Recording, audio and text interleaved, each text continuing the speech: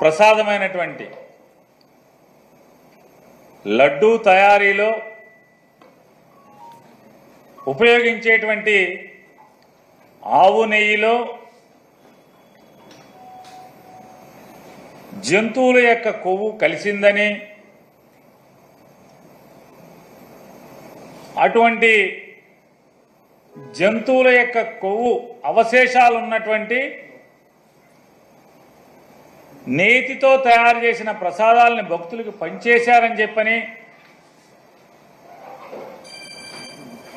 తప్పుడు ప్రచారం ద్వారా రాజకీయ లబ్ధి కోసం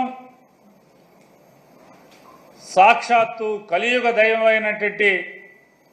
శ్రీ వెంకటేశ్వర స్వామి వారి ఆలయ మహత్యాన్ని, తిరుమల తిరుపతి దేవస్థాన పవిత్రతను, తిరుమల తిరుపతి వెంకటేశ్వర స్వామి వారి నైవేద్యమైనటువంటి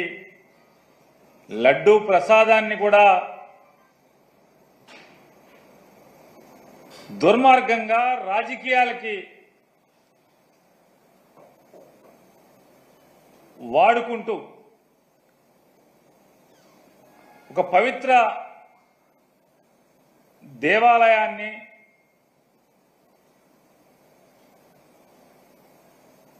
ప్రపంచవ్యాప్తంగా ఉన్నటువంటి హైందవ ప్రజల యొక్క ఆరాధ్య దైవమైనటువంటి వెంకటేశ్వర స్వామి వారిని కూడా రాజకీయాల్లో భక్తుల మనోభావాల్ని దెబ్బతీసే స్థాయిలో ముఖ్యమంత్రి హోదాలో ఉన్నటువంటి ఒక బాధ్యతాయుతమైనటువంటి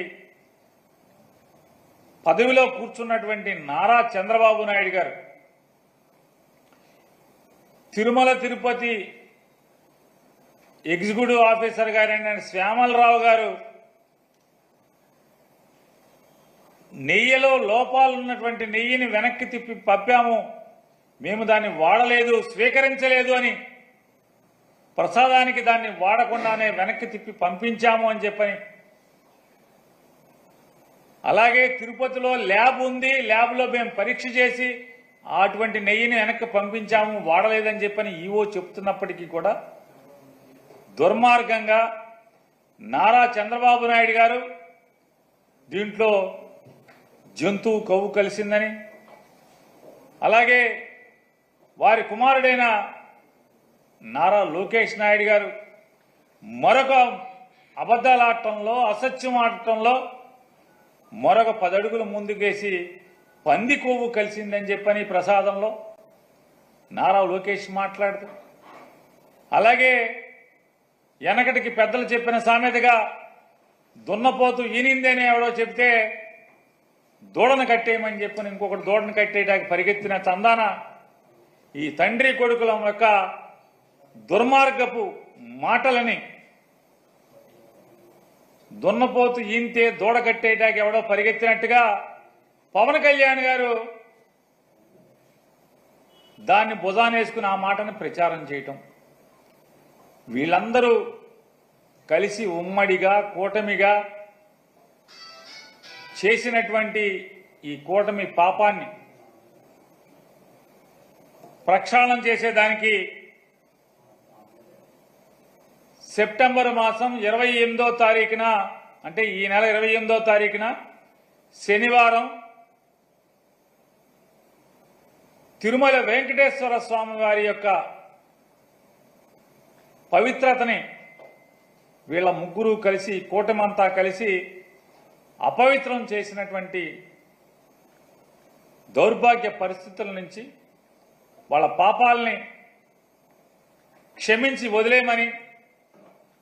దానికి పరిహారం కోసం జగన్మోహన్ రెడ్డి గారి యొక్క పిలుపు మేరకు ఈ శనివారం 28వ తారీఖున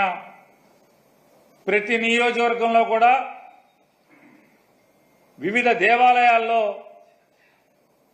భక్తులు కానీ, ప్రజలు కానీ, అలాగే వైఎస్ఆర్ కాంగ్రెస్ పార్టీ కార్యకర్తలు కానీ ప్రతి ఒక్కరు కూడా ఆ రోజు ఈ కూటమిగా వీళ్ళు ఏర్పడి స్వామివారి పవిత్రతని ఈ రకంగా కిరాతకంగా పాపానికి ఒడిగట్టిన దాన్ని పరిహారం కోసం ప్రత్యేకమైన పూజలు నిర్వహించమని చెప్పని అందరినీ కూడా వైఎస్ఆర్ కాంగ్రెస్ పార్టీ తరఫున కోరుకుంటున్నాం.